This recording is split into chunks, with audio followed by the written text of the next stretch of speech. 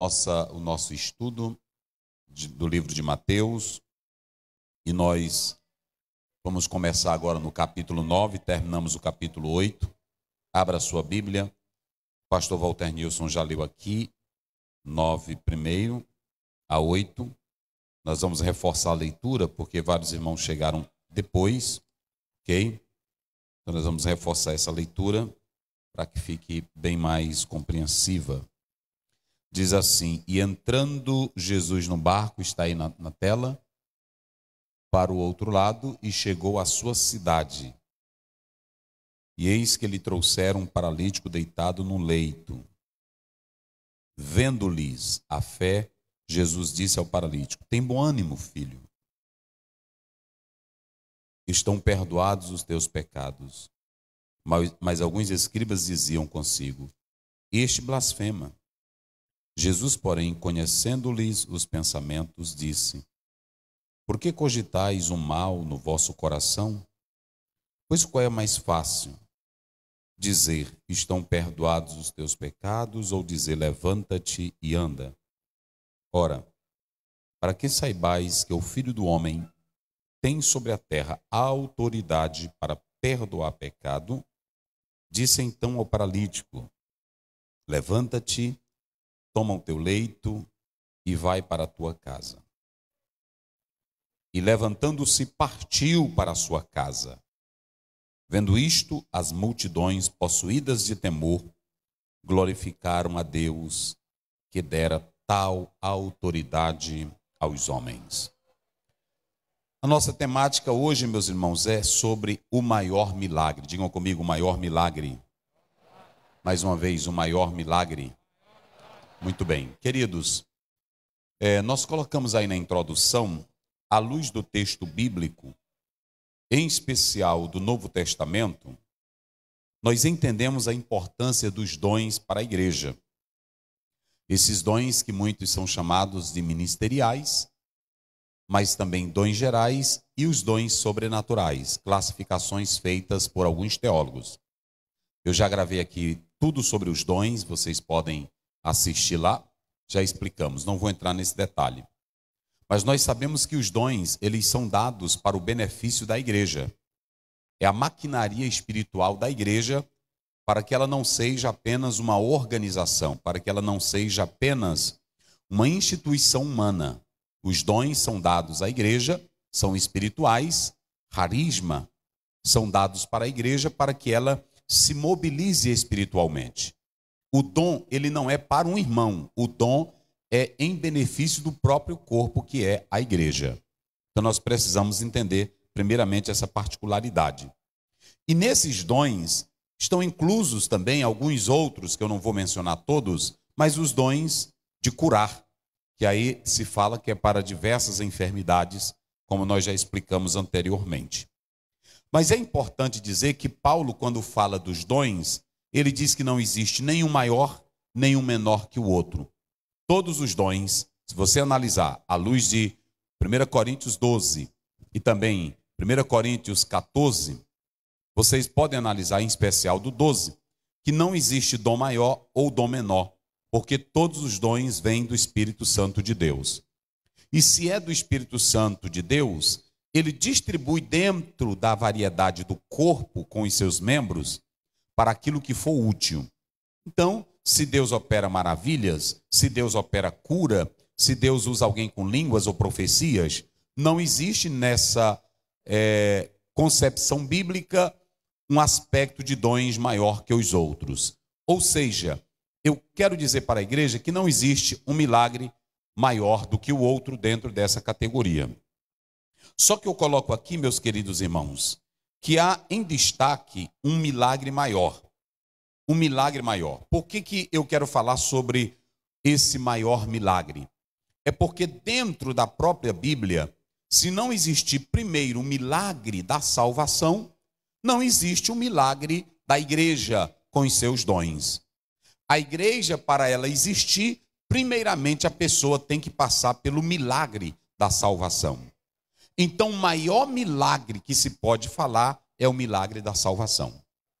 E eu queria que cada crente aqui, esta noite, me escutassem bem, tantos que estão aqui como aqueles que nos assistem, que nós estamos perdendo o foco, deixando de falar do maior milagre, invertendo, trocando as coisas e priorizando outros milagres pequenos em detrimento do maior milagre, que é a nossa salvação. Essa é a maior cura. Observem que eu coloco aí que não adianta ter um corpo perfeito, uma vida perfeita, prosperidade em todos os assuntos, sem a remoção do pecado. Se o pecado não for removido primeiramente, não adianta se falar em cura, não adianta se falar em prosperidade, não adianta se falar em saúde. Há muitos que são preocupados com a cura do corpo físico, preocupados com a saúde do corpo, mas não é preocupado com a salvação da alma. Há muitos que estão vindo para a igreja ou buscando a igreja apenas porque tem medo de demônios, tem medo do inferno, tem medo de ficar pobre. Tem outros que vêm porque estão pobres, e aqui nós temos uma promessa que ele vai ficar rico.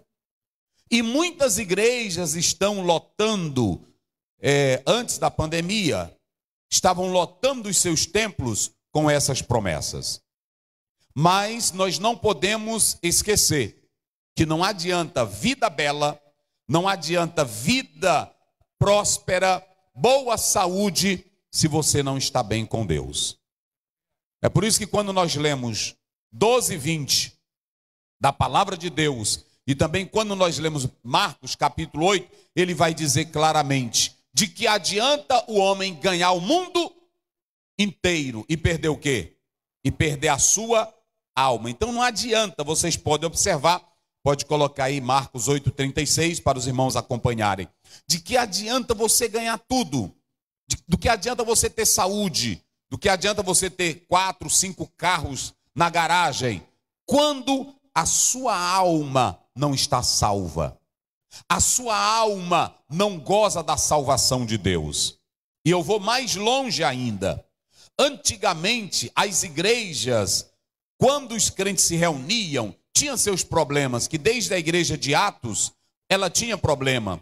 Mas tinha muito crente que tinha o gozo da salvação na alma. A certeza de que foi salvo por Jesus. E hoje, esse prazer, esse gozo, está sumindo, está desaparecendo. O gozo que muitos têm com Jesus é de um relacionamento de troca. E eu quero dizer aos pastores e aos teólogos que é dever do cristão e dos que pregam a teologia resgatar essa essência. Que nós não somos crentes em Jesus por causa de uma cura.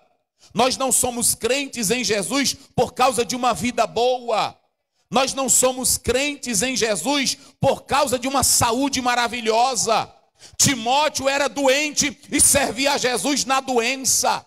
Jó perdeu tudo e no 21 do capítulo ele diz: eu nu saí do ventre da minha mãe, nu voltarei para lá. Ele deu, ele tomou, bendito seja o nome do Senhor Jesus.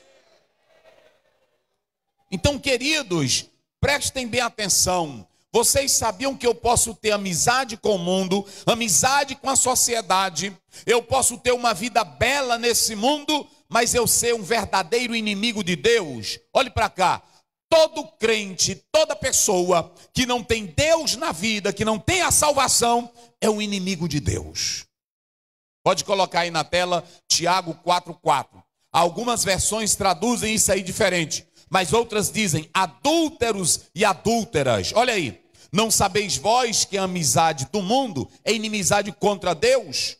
Portanto, qualquer que quiser ser amigo do mundo, torna-se o quê? Inimigo de Deus. Olhe para mim aqui agora. Hoje essa mensagem ela é mais de reflexão. Ela é mais de reflexão, porque eu quero chamar a sua atenção. Não adianta você vir aqui para a igreja atrás de carro. Não adianta você vir aqui para a igreja só porque está apertado ou porque quer uma cura. Não adianta você vir para a igreja se reconciliar hoje só porque está com medo do Covid. Sabendo que na hora que passar essa onda, você cai na bagaceira, na desgraça, e você não quer aliança com Deus. Deus não está atrás de crente melado. Deus não está atrás de crente de metade. Deus está atrás de crente que quer totalmente os pecados perdoados e servir a Ele com a alma. Quem veio aqui mesmo só para servir a Deus, levante a mão e diga glória a Deus. Quando você lê Romanos capítulo 5, versículo 1 e 2, Paulo diz: justificados, pois, pela fé. Temos o quê? Paz com Deus. Prestem bem atenção que Paulo está mostrando que quando você recebe a salvação, você passa a ter uma paz com Deus. Tu pode ter carro, tu pode ter dinheiro, tu pode ser famoso, tu pode ser importante na igreja, mas a primeira coisa é, tu já estás em paz com Deus? Jesus já te perdoou pelo sangue dele. No verso 2 diz, pelo qual temos acesso a esta graça, ou seja, é pela salvação. Então, queridos, eu quero dizer aqui nessa oportunidade que o mais importante, o melhor milagre é a salvação. E quando você vai lá para 3 João, coloca aí verso 2, olha o que ele diz. Já está aí, pastor Wagner? Leia aí. Olha como é que João fala para um crente. Vai lá. Amado, desejo que te vá bem em todas as coisas e que tenha saúde, assim como bem vai a tua alma. Se a tua alma, essa psique, ela não está bem, você não tem estrutura para nada. Vocês sabiam que o maior problema do século 21 está na questão emocional, está na psique, está na alma. E deixa eu dizer para vocês, olha como é que João vai cumprimentar. Ele está escrevendo o prefácio de uma carta. Amado, eu quero que te vá bem em tudo. Eu quero que aqui os irmãos sejam bem, sejam prósperos. Mas João coloca uma vírgula, ele diz, eu quero que vocês tenham saúde. Mas aí ele diz, como bem está a tua alma. Tem um hino aí que todos cantam, sossega minha alma, não é? Te acalma minha alma. Mas alma não se acalma com tratamento psiquiátrico. Alma não se acalma só com tratamento da psicologia ou da psicanálise. Alma se acalma com aquele que conhece ela. É Jesus Cristo que conhece a nossa alma. E quando a tua alma está nos braços de Jesus, coloca aí o Salmo 42. Quando a tua alma está nos braços de Jesus, acontece o que o salmista vai dizer aqui. Olha aí o verso 2, coloca. Leia aí, pastor Wagner. Como é que diz? A minha alma tem sede de Deus. Isso. Do Deus vivo. Isso. Quando entrarei e me apresentarei ante a face de Deus? Pronto, a minha alma prossegue. Verso 3, vai lá. As minhas lágrimas servem de mantimento de dia e de noite, enquanto me dizem constantemente, onde está o teu Deus?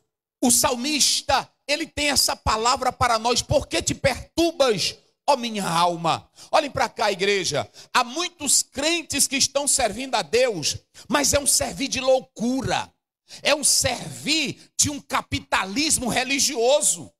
Ele vem para a igreja e a oração dele é só, Jesus me dá, Jesus eu quero, Jesus abre porta, Jesus, ele não adora nenhum momento. E olhem para cá, a tua alma não precisa de carro, a tua alma não precisa de colchão para dormir bem, a tua alma não precisa de casa bonita para dormir bem. Há muitos que estão com belas casas, o melhor colchão, mas não consegue dormir a noite toda. Uma depressão na alma, queda na alma. Mas eu vim aqui esta noite como profeta de Deus para dizer que a nossa alma, ela está em Cristo Jesus.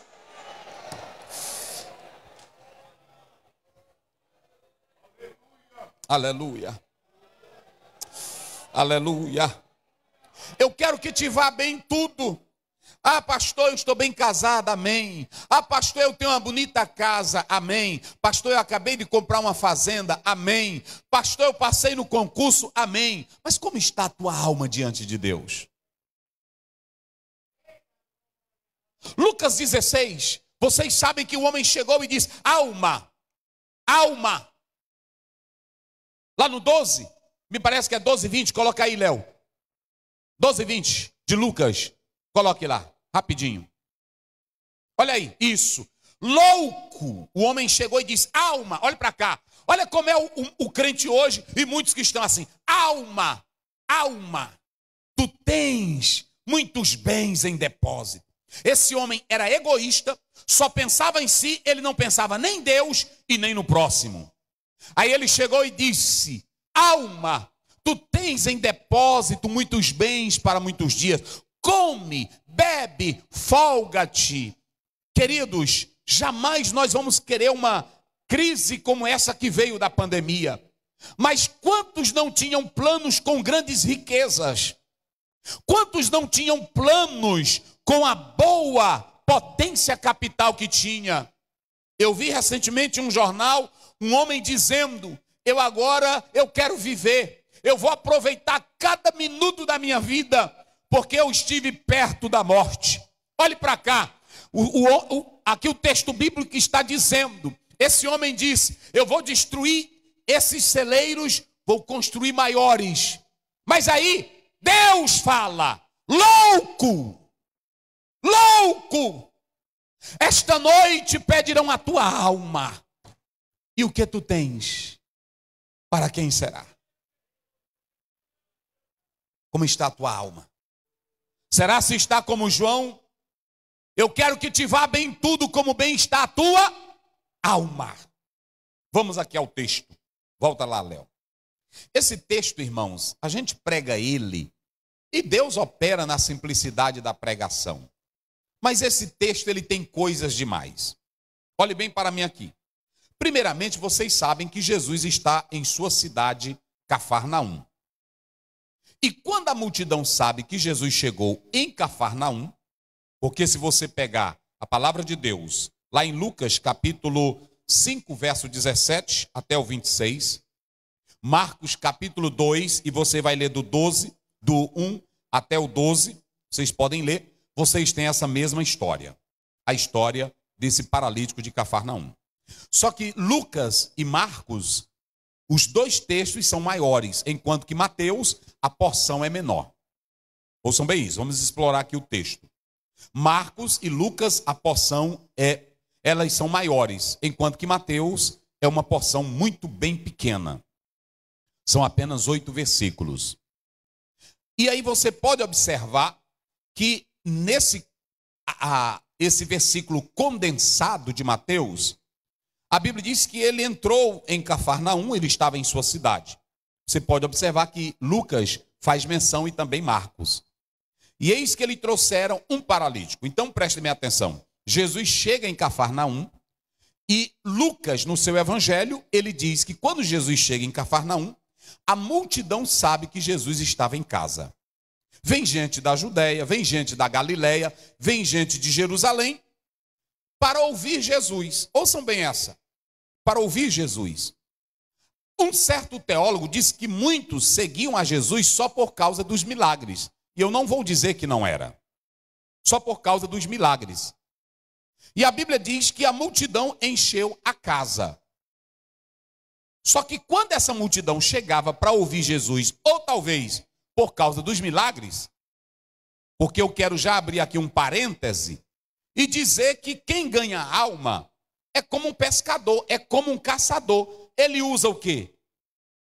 Ele usa a isca. Para atrair o peixe, ele usa a isca. Se a multidão estava atrás de Jesus só para milagre ou para resolver problema, Jesus aproveitava o momento delas, de cada pessoa que ia a ele com essa intenção, e chegando lá, ele colocava a palavra para essas pessoas. Nós temos que saber isso.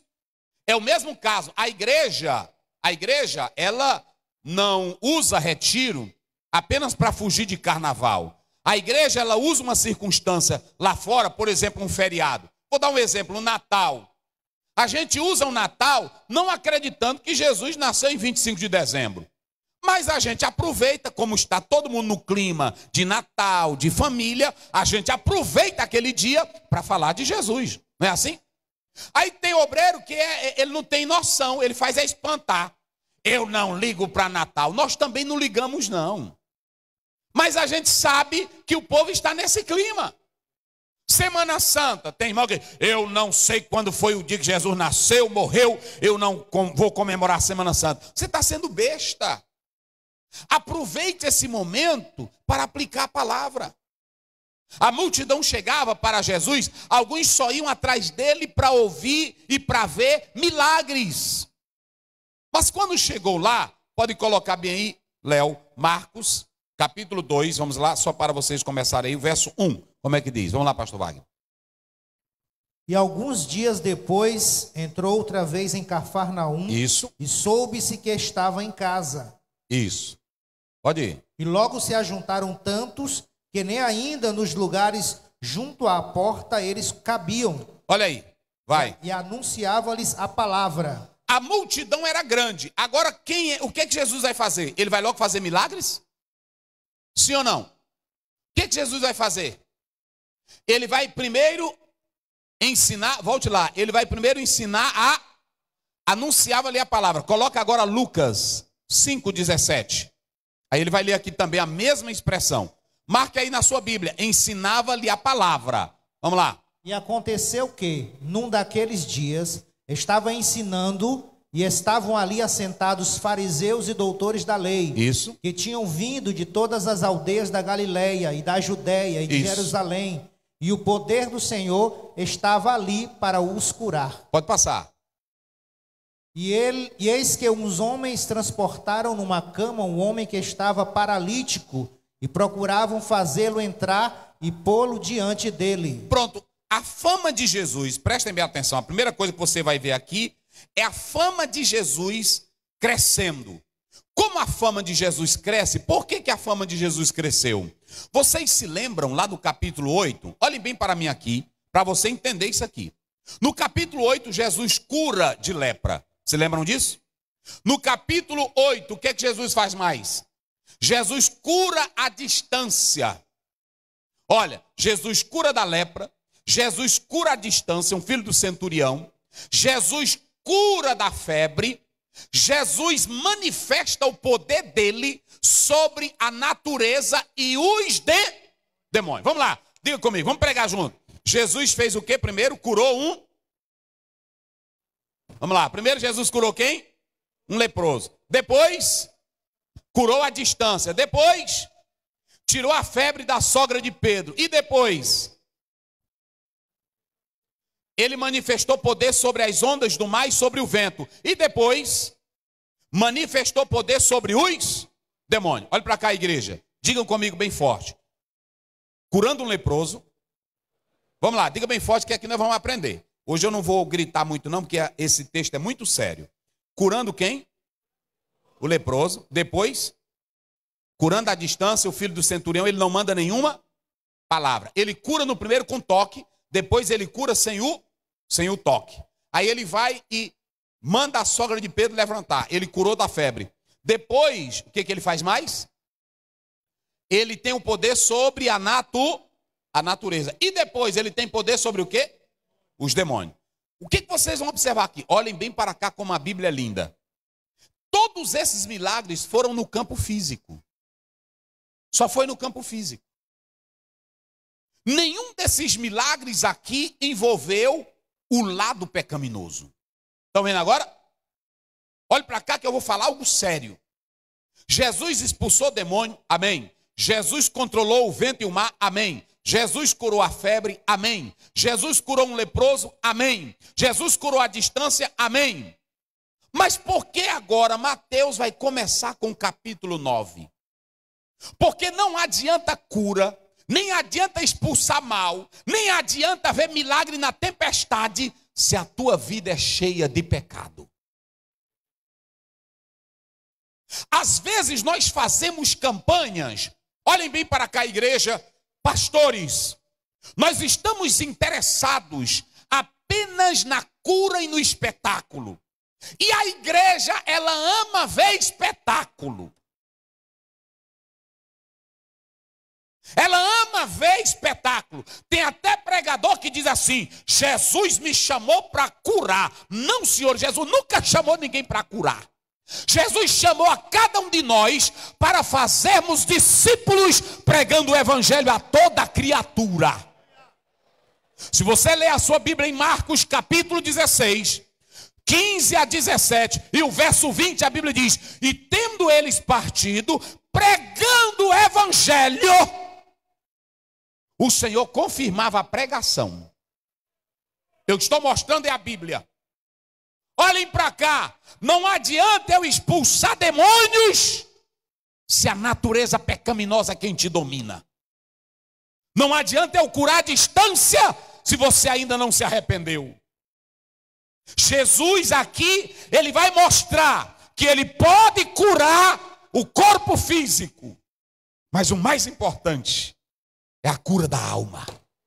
Oh, glória a Deus. Esse é o maior milagre, meus irmãos.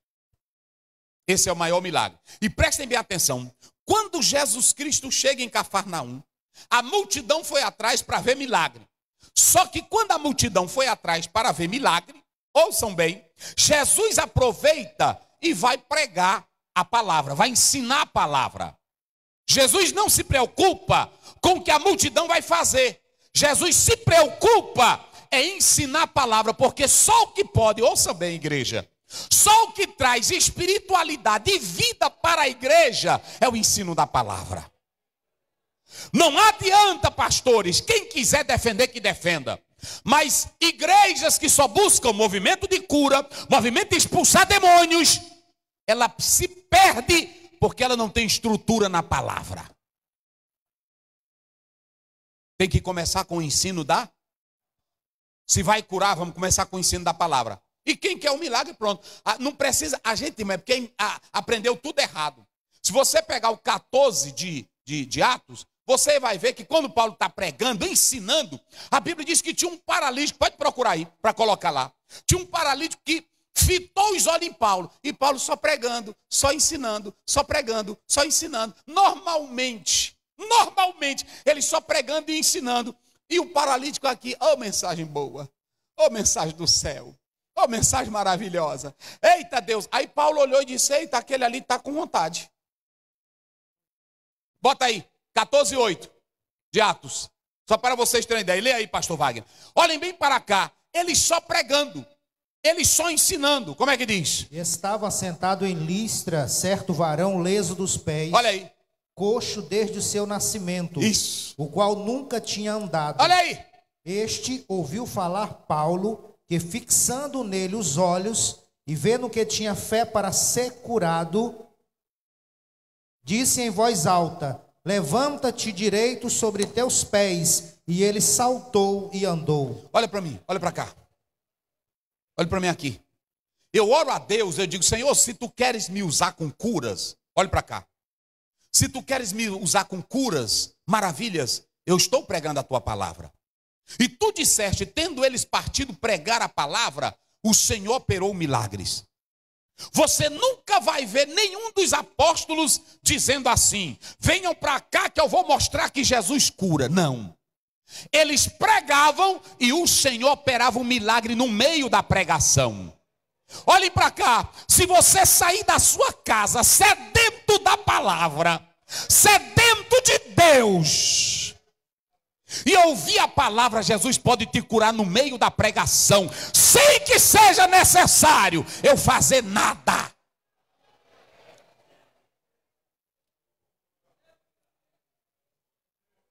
Paulo estava normal pregando, aí ele pregando, a Bíblia diz em Atos 10, Pedro estava pregando em Cornélio, o Espírito desceu. Não precisa eu fazer munganga, meus irmãos.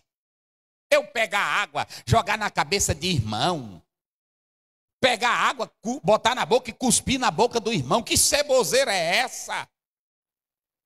Mas tem crente que só crê nessas coisas. Ou eu estou pregando aqui, aí eu saí, ele só acredita se eu sair. Olha aqui, olha aqui, olha aqui, olha aqui, olha aqui, olha aqui. Aí, isso não existe, irmão, isso é palhaçada. Jesus estava normal. Jesus estava pregando normal. Pregando normal. De repente apareceram 4 homens. Não se sabe se eram amigos, se eram parentes, ou se era irmão do paralítico. Só que esses 4 eram amigos. O texto não fala quem eram essas pessoas, quem eram elas. Mas diz que os 4 pegaram o paralítico e levaram. Como a fama de Jesus correu por todos os lados, era gente na janela, gente na porta, ouvindo a Jesus. Jesus estava ensinando. Aí eles disseram, vamos tentar colocar aqui pela porta. Aí tentavam, não quero perder o discurso aqui do homem não. Vai que ele cura e eu perco a cura minha. Eu não vou dar brecha aqui para ninguém não. Vamos pela janela. Aí tentava colocar pela janela e nada. Aí eles tiveram uma ideia. Vamos subir e vamos fazer um buraco no telhado. O telhado não era como esse. Era misturado com palha, com terra. E de repente eles começam a cavar e começa a cair coisa em cima de Jesus. Eles descem o paralítico. E Jesus olhando aquela cena. Pastores, olhem para cá. Olha como é linda a Bíblia. Essa é a única cura na Bíblia que o homem não pediu nada para Jesus. É a única cura na Bíblia que nunca houve grito de ninguém. É chamada aqui a cura do silêncio. Diga comigo, a cura do silêncio. Porque os homens que botaram o paralítico não disseram nada, só botaram. E o paralítico desceu e aí ficou na cama olhando para Jesus.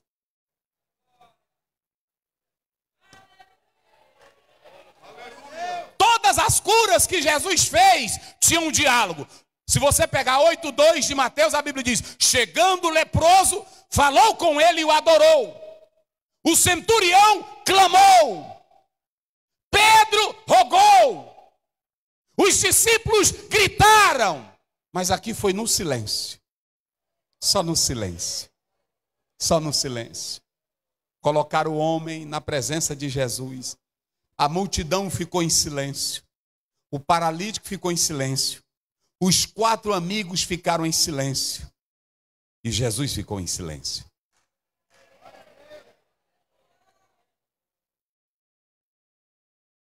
Aí o silêncio vai ser quebrado com essas palavras. Filho.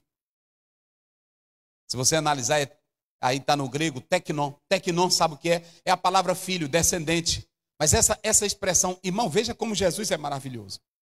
Essa expressão aqui não era filho no sentido de criança. Era um termo carinhoso. Jesus olhou para aquele homem e disse assim, filho. Expressão de carinho, de relacionamento, de querer bem.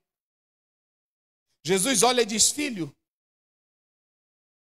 tem bom ânimo. Por que Jesus disse isso? Primeira coisa, esse texto mostra o silêncio de Cristo, o silêncio da multidão, o silêncio dos 4.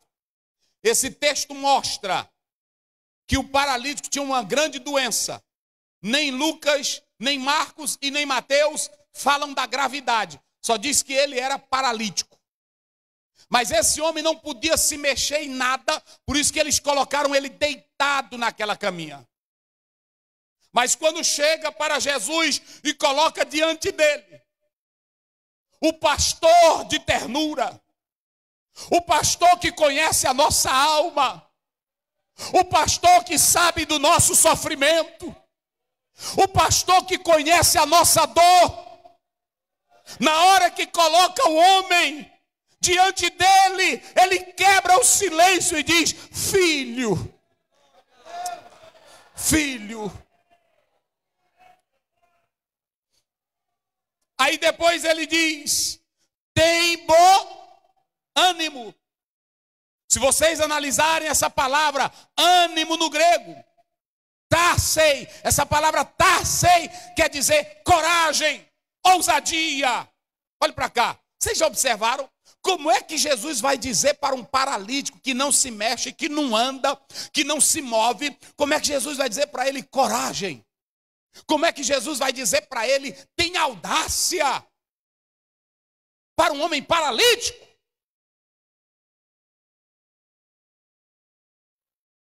Eu vou dizer uma coisa para vocês, irmãos. Todas as outras curas que Jesus fez, ele não atingiu a alma de ninguém. Mas essa aqui vai ser na alma. É aqui que é interessante. Sabe por que ele disse filho? Primeiro, o paralítico, ele estava deitado naquela cama, mas ele já havia totalmente acreditado em Jesus como Filho de Deus. Os 4 homens que levaram ele também acreditaram que Jesus era o Filho de Deus. Olha aí o verso 2, como é que diz? Coloca aí na tela, Léo, por favor. Verso 2. Vamos lá. E Jesus, vendo a fé deles... Pronto, vem aqui. Vamos, igreja. Diga bem forte comigo. Foi que Jesus viu? Não, diga mais forte. Jesus viu o quê? Jesus olhou e viu que aqueles 4 que levavam paralítico, arrancando o telhado, botando ele, eram homens de fé. Mas o paralítico deitado na cama também era um homem de fé. Aleluia. Vocês sabem por que Jesus disse para ele filho? Vocês sabem por que Jesus disse para ele? Ele tinha uma perturbação na alma. Ele achava que precisava de ter na sua vida o perdão de pecados. Ele entendia que precisava ser liberto por Jesus. Os 4 só perceberam a cura. Mas quando Jesus olhou para o paralítico, ele diz: filho, eu sei da tua dor. Eu sei do teu problema. Eu sei que você quer a salvação. É por isso, pastor Acromires, que ele diz assim: filho, tem bom ânimo. Pastor Walter Nilson, ele diz: perdoados são os teus. Olha para cá. Jesus não curou logo ele. Aquele paralítico, ele queria ver Jesus. Não era só para ser curado dos pés ou do corpo. Ele tinha um problema na alma. Ele sabia que poderia descer ao inferno se não acreditasse em Jesus. E o problema era tão sério que quando ele chega lá, Jesus, irmão, olha para cá. Jesus não conhece, não é só o exterior não. Pode colocar aí João 2,25. A Bíblia diz: e não precisava que ninguém falasse do homem, porque ele conhece o homem. Está aí. Todos que estavam na sala só viam um moribundo, um coitado de um paralítico. Mas Jesus viu a alma dele. Tem irmão que é aleijado. É aleijado. Mas nem isso faz ele ser gente boa. Sabiam dessa? Tem irmão que é doente. Tem deles que estão no leito da morte, mas é mais ruim do que o Satanás. Doença não tira a ruindade dele. Sim ou não? Tira, pastor Walter Nilson. Tem gente aí que é paralítico e é bandido. Porque tem irmão que ficou coitadinho. Tem muitos que são deficientes, que sofrem. Mas tem outros que não são sinceros. Esse aqui, ele não queria apenas a cura do corpo. O silêncio dele é porque ele tinha um problema na alma. Se Jesus só tivesse dito para ele: filho, vai para casa, os teus pecados já foram perdoados, ele ia sair de lá na maior alegria. Ele ia sair de lá no maior fervor. E olhem bem, quando Jesus olha para ele e diz: filho, bom ânimo, audácia, coragem. Sabe por que Jesus disse assim: filho, tenha bom ânimo? Porque Jesus diz: hoje eu vou te perdoar. Tenha bom ânimo. Essa dor na tua alma, esse pecado que te destrói, hoje eu te tiro dele. Bom ânimo. Irmãos, eu estava analisando isso aqui no original. Vocês sabiam por que a igreja tem bom ânimo na terra? A igreja só tem bom ânimo por causa de 2 coisas. Olhe para cá. A igreja só tem bom ânimo por causa de 2 coisas. Primeiro, é porque Jesus sabe, você que é crente na terra, você sabe que Jesus já perdoou os teus pecados. É isso que te dá ânimo, levantar a cabeça e glorificar a Deus, por saber que Jesus já perdoou os nossos pecados.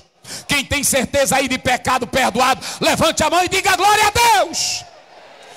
Igreja, quem tem pecado perdoado canta. Quem tem pecado perdoado não tem medo de diabo. Quem tem pecado perdoado sabe que não é escravo. Quem tem pecado perdoado sorri. Quem tem pecado perdoado glorifica a Deus. Quem tem pecado perdoado não tem consciência pesada. E a outra é que você sabe que assim como Jesus sofreu e aguentou pela fé, ele é um modelo para nós. Por isso que a gente tem ânimo. Não é assim? Se doer, olha para Jesus. Doeu em Jesus também. Se tu está sofrendo, olha para ele. Ele sofreu também. E lá em João 16:3 ele diz: no mundo tereis tribulações, aflições, mas tende bom, eu venci o mundo. Então você vai vencer, primeiro, porque os teus pecados já estão perdoados. E segundo, porque Jesus, ele foi quem disse que você é quem vai vencer. E acabou essa conversa. Pastor, eu estou assim desanimado. É porque teus pecados não foram perdoados. Pastor, eu não sei mais, eu estou querendo desistir. É porque teu professor não é Jesus. Em Hebreus 12:2, olhando firmemente para o autor e consumador da nossa, Jesus nunca desistiu. Ele chorou, ele lutou, ele reclamou, mas ele nunca desistiu. Ele cumpriu a vontade do Pai. E um crente que tem pecado perdoado, ele sempre olha para Jesus, levanta a cabeça e vai embora.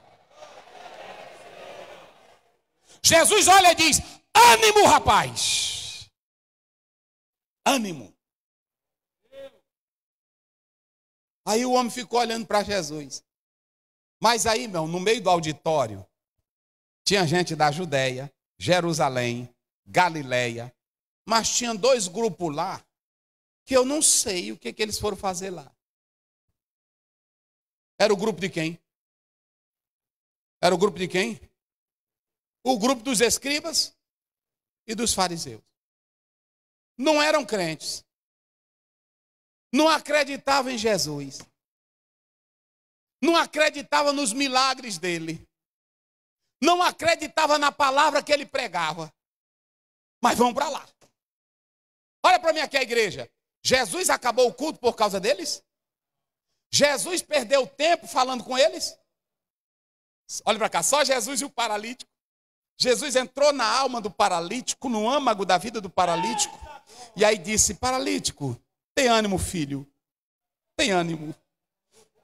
Esse teu peso do pecado eu vou tirar hoje. Teus pecados já foram perdoados. No meio do culto, os doutores em teologia, os escribas, disseram: epa, agora não, é o cúmulo do absurdo. Blasfêmia! Só quem perdoa pecado é Deus. Jesus, olha, vocês já estão aqui.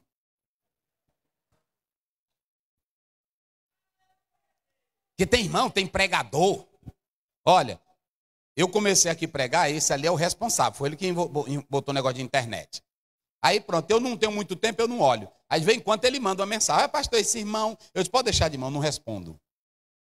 Porque é o seguinte, ele está aí porque ele quer. Eu não chamei. Sim ou não? Que aqui só fica quem gosta do que eu estou falando. É ou não é? Pronto, eu só vou para um evento se eu quiser. Eu só vou, porque tem gente que ele entra, aí está todo mundo elogiando, aí ele entra no meio. Eu não concordo, pois sai. Procura um que tu concorda. Sim ou não, irmãos? E tem irmão que se preocupa com isso. Tem até obreiro que vai pregar, e ele sabe que lá no púlpito tem um doutor. Tem um doutor. Aí esse doutor é crítico. Eu já vi pastor. Aí ele começa a pregar e: doutor, eu estou certo. Para com isso, rapaz. Prega o evangelho. Prega o evangelho. Deixa de besteira. O doutor tem que comer o evangelho. E se ele não gostar, vai embora. Sim ou não? Aí não fica. Aí pronto. Se tu não gostar, sai. É só o seguinte. Eu estou aqui ouvindo um cantor, eu boto na internet, aí eu estou ouvindo, oi, no ruim. Aí eu mudo para o outro. Esse aqui está pior. Eu mudo para o outro. Estou gostando desse não. Eu mudo para o outro. Pronto, eu não vou botar embaixo. Eu não gostei desse louvor. Procura o que tu gosta, rapaz. Deixa de ser escriba. Deixa de ser fariseu. Jesus chegou e aí diz: filho, tratando com o paralítico, amando o paralítico, ternura com o paralítico, amor com o paralítico. Filho, teus pecados são perdoados. Olha, irmão, um homem que tinha acalmado tempestade, um homem que curou a sogra de Pedro, um homem que expulsou o demônio, um homem que curou um leproso. Aí agora ele diz: filho, perdoados são os teus pecados. Lá vem uns críticos, frios. Só quem pode perdoar pecado é Deus. Porque eles só andavam atrás de Jesus para criticar. Tem gente que só anda atrás da gente para criticar. Onde tu vai pregar, ele está. Ele não prega nada. Mas ele gosta de apresentar falhas. É assim? A hermenêutica textual que o pastor fez, faltou um pouco de entonação histórica, contextual. Tu não sabe é de nada. Não é assim? A mensagem do pastor não foi expositiva. Ele tentou começar com expositiva e no meio ele misturou com temático e depois ele misturou com a textual. Ah, tu misturando ou não misturando, Jesus salvando, Jesus curando, Jesus libertando, é o que importa.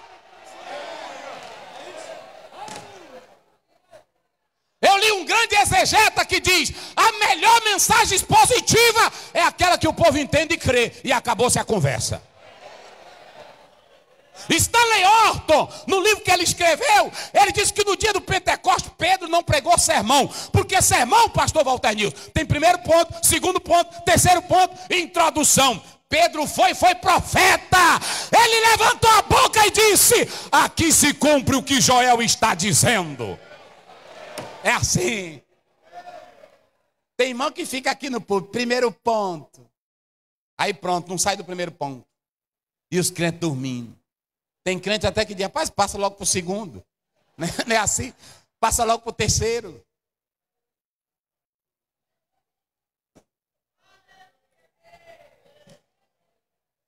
Coloca aí, Mateus 12, 14. Rapidinho, pastor Wagner. Olha esse pessoal que seguia Jesus. E os fariseus, tendo saído, formaram conselho contra ele para o matarem. Está vendo? Olha para cá. Jesus parou assim. Problema na alma. Problema, irmão, na alma é pecado. Romanos 6, 23. O salário do pecado é a... Romanos 5, 12. Pelo pecado entrou a morte. Pecado, irmão, é a pior coisa. Tu pode ser um doente, tu pode andar mancando que nem Jacó, tu pode nascer surdo, tu pode nascer cego, mas se tu for crente, tem a salvação de Deus.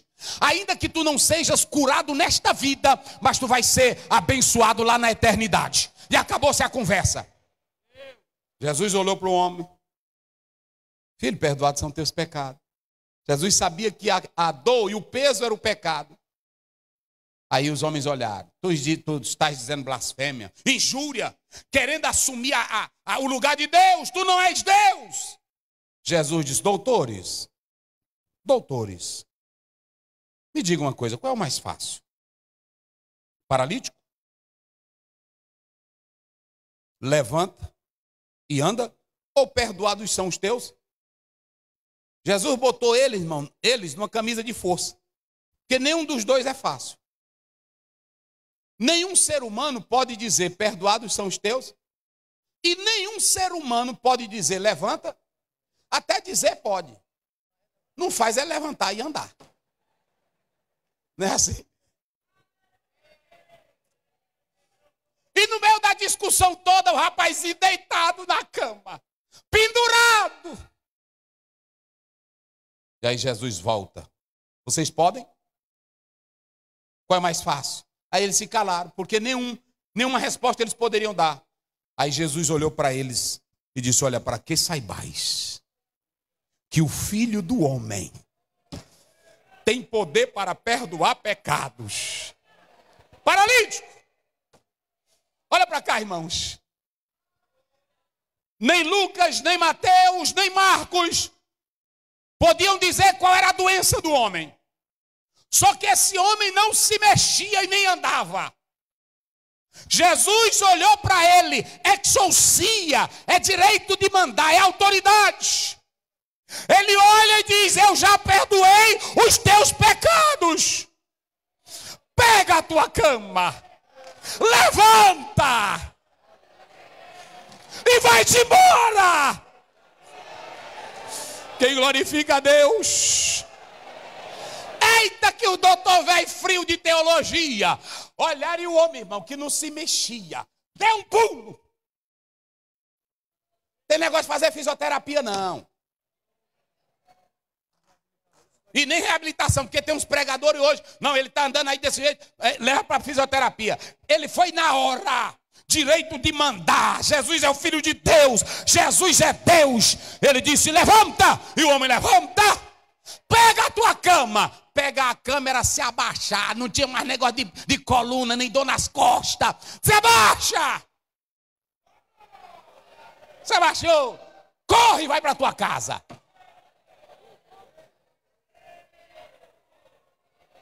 Quem glorifica a Deus?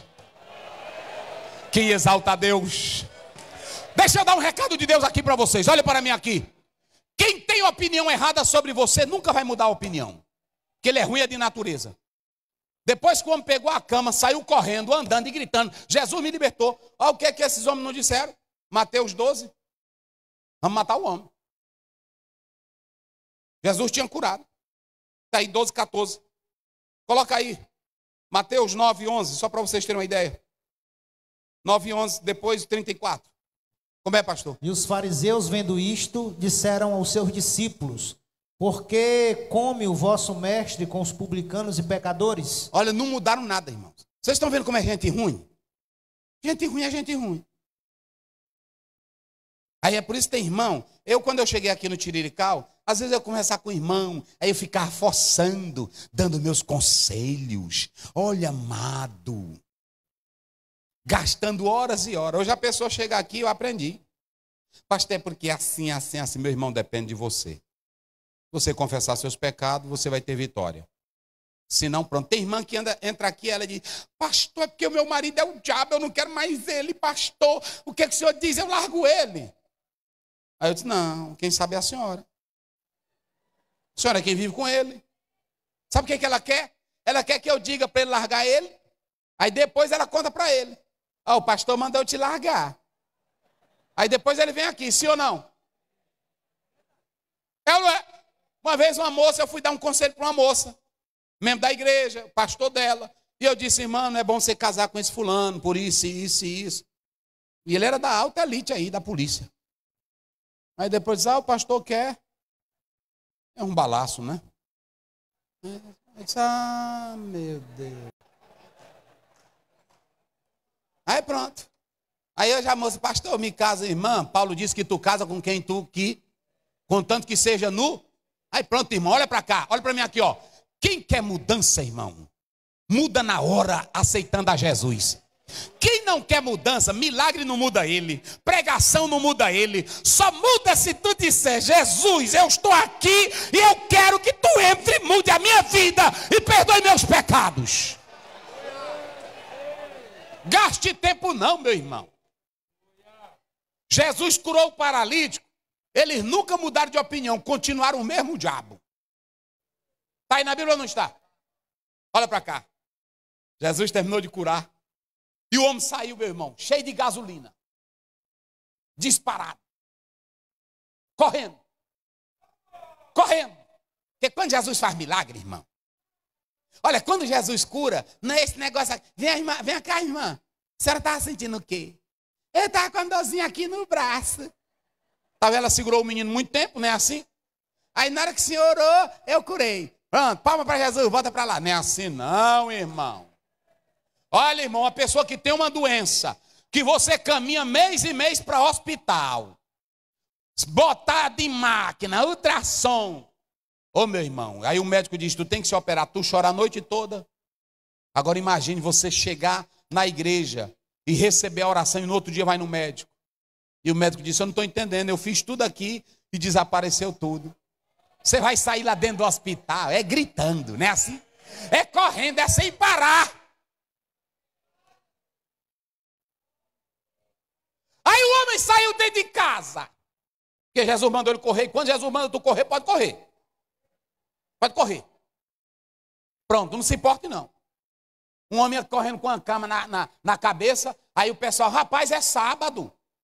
Por que tu está carregando? Eu disse, eu não estou me importando. Se é sábado, se é domingo. O homem que me curou foi ele que mandou eu carregar. E eu estou em disparada. E pronto.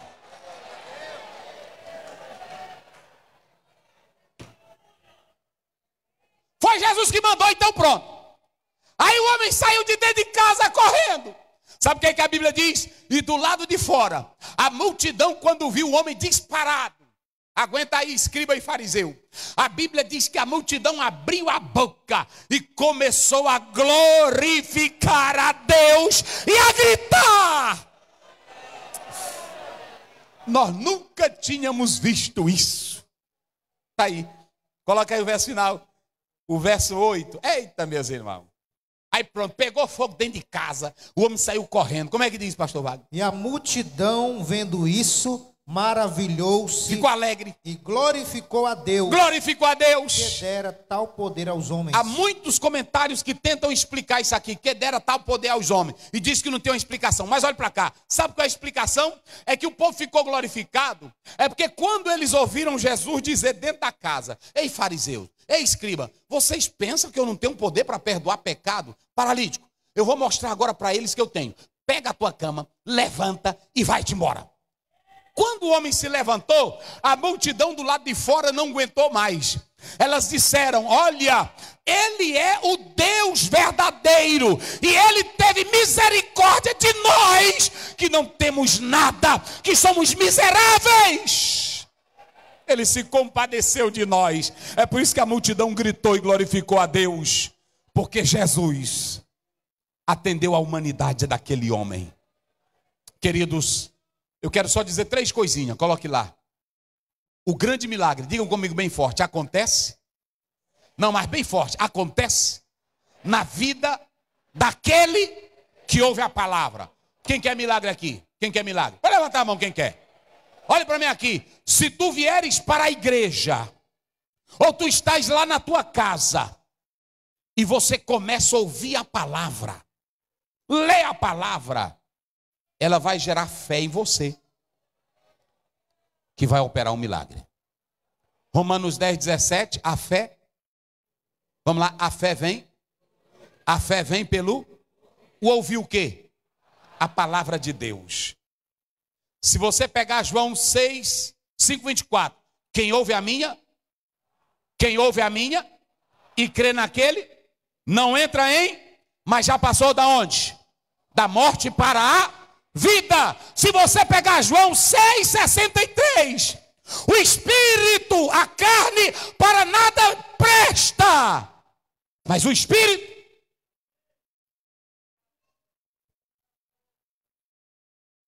E as palavras que eu vos tenho dito são espírito e vida. Olha para cá. Se o irmão chegar aqui no culto, olha para mim aqui agora.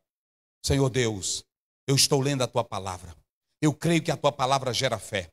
Eu creio que a tua palavra gera milagre. Eu li hoje a cura da mulher que sofria há 12 anos. Eu creio no que a tua palavra diz. Eu li que o Bartimeu clamou e o Senhor curou. Eu creio no que a palavra diz. Eu vi que Lázaro morreu e ressuscitou pela tua palavra. Eu creio que há poder na tua palavra. Aí o pastor está aqui pregando. O crente está ligado em Jesus. Não tem como um milagre não acontecer. Agora chega no culto. Todo tempo no WhatsApp. Amassando a esposinha que está aí do lado.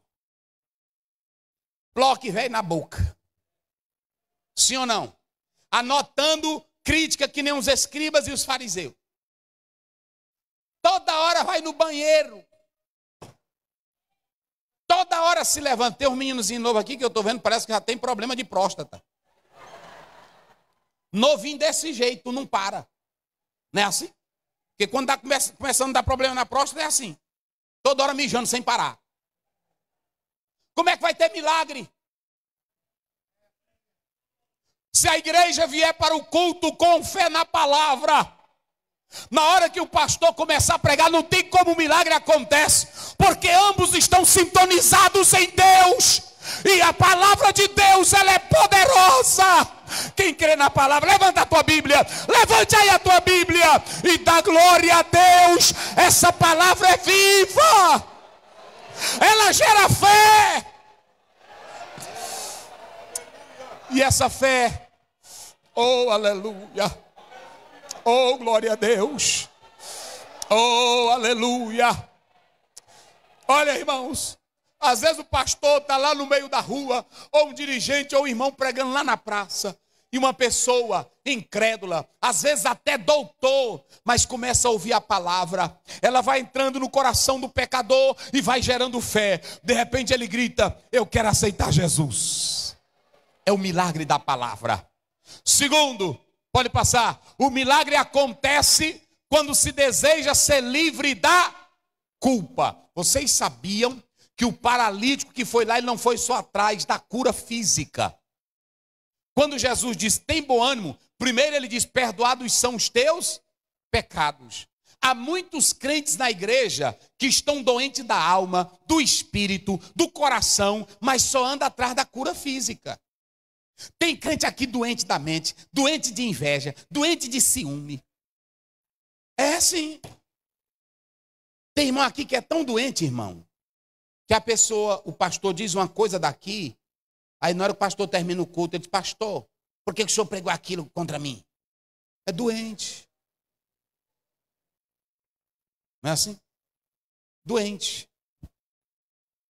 Vocês podem observar que a maioria, crentes doentes aqui na igreja, qualquer coisinha zanga ele, qualquer coisinha tira ele da igreja. Se tirar de um cargo, ele se zanga, muda de ministério, fica com a cara ruim pra gente. Ô, irmão, eu me preocupo com um crente que fica com a cara ruim para mim.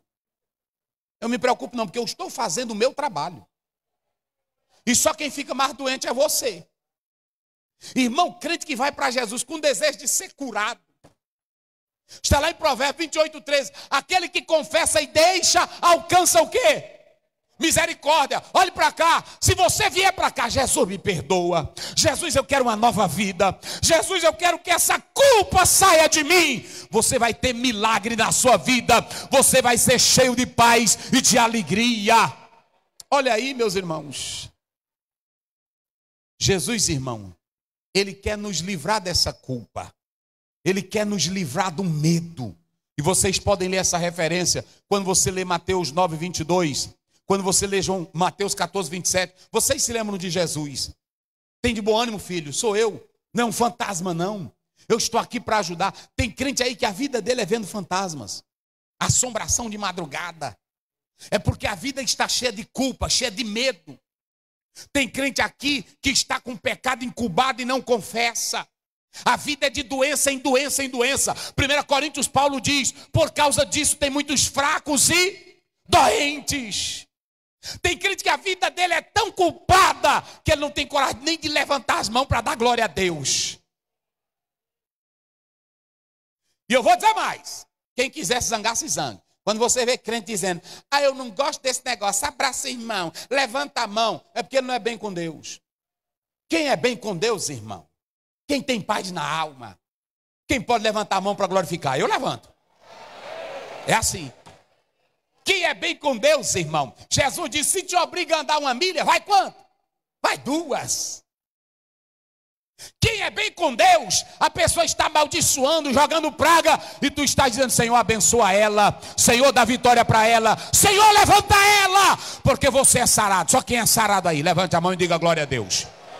Vira aí pro teu irmão, não trisca nele, só olha para ele aí, olha para a cara dele. Pergunta, tu é sarado ou tu é doente? Tu é sarado ou tu é doente? Tu é doente? Tu é doente? Tem irmã que só anda com a cara ruim, fechada. Ela é doente e ainda quer desculpar na gente. Doença na alma. Doença no espírito. Quem tem Jesus, irmão, é cheio de alegria. Quem tem Jesus glorifica a Deus toda hora. E em último lugar, o maior milagre acontece. Digam comigo, quando? Bem forte para me encerrar. Quando tomamos consciência de quem é Jesus. Jesus olhou para o paralítico. Só os 2. Mas a Bíblia diz, vendo a fé deles. Jesus só disse para aquele rapaz, tem ânimo. Que primeiro Jesus viu fé. E quem tem fé, meu irmão, vai ter ânimo. Vendo a fé deles. Se tu chega aqui na igreja Irmão, tu crê que Jesus faz um milagre? Pastor, várias pessoas estão dizendo isso. Recebe nunca. Não é assim? Recebe nunca. Pastor, olha, é o seguinte, pastor, há tempo que eu sou crente, pastor, e eu vejo essas coisas. Mas é assim, pastor, está desanimado. Você pode ver o que quiser.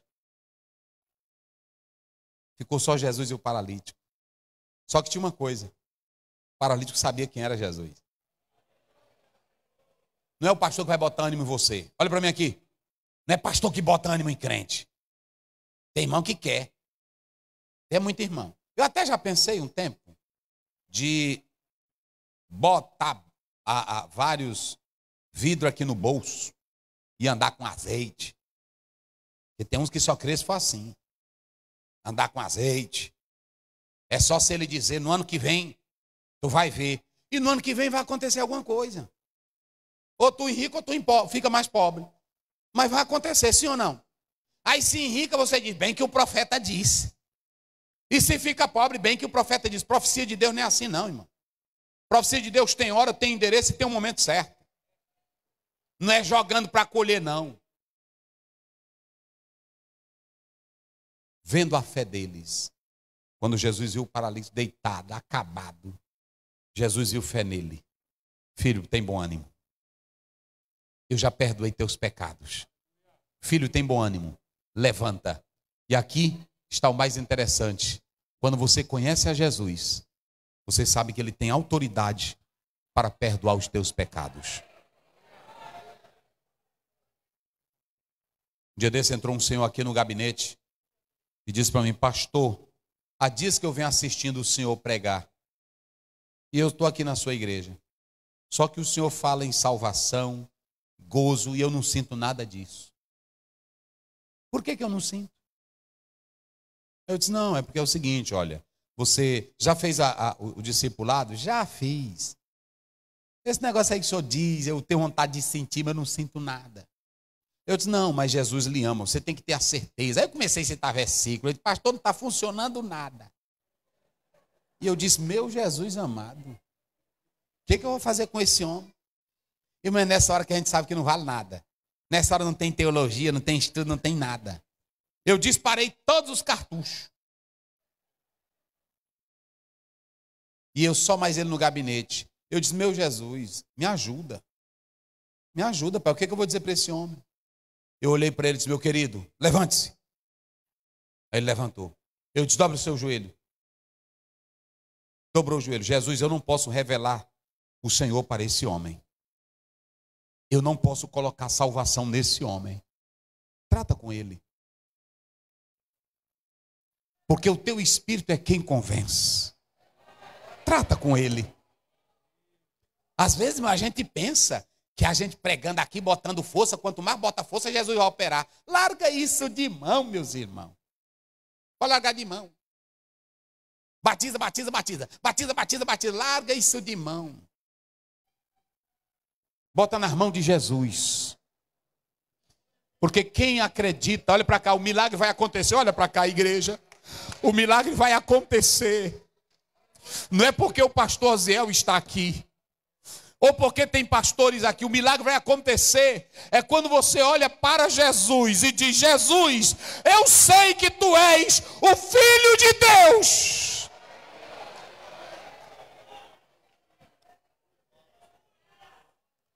Salmo 103, 12. Aí sabe o que ele faz? Assim como o Oriente está distante do Ocidente, ele joga para longe o teu pecado. Bem longe, bem longe, bem longe. Isaías 1,18. Vinde, arrazoemos, diz o Senhor. Ainda que os vossos pecados sejam como a escarlata, eles se tornarão brancos como a neve. Ainda que seja como o carmesim, se tornarão brancos como a lã. João 1,29. Aí vai passando, aí os discípulos de João estão olhando e João diz, eis aí o Cordeiro de Deus, que tira o pecado do mundo. A tua culpa é grande, o teu pecado é grande. Tu queres viver bem? Olha para cá, irmão, finalizo agora. Tu queres viver bem? Paz na alma. Covid pode te pegar. Tu pode entrar no medo, tu pode entrar na crise. Mas se a tua alma está bem, você tem a consciência de Paulo. 2 Timóteo 4, 8, 7, 8.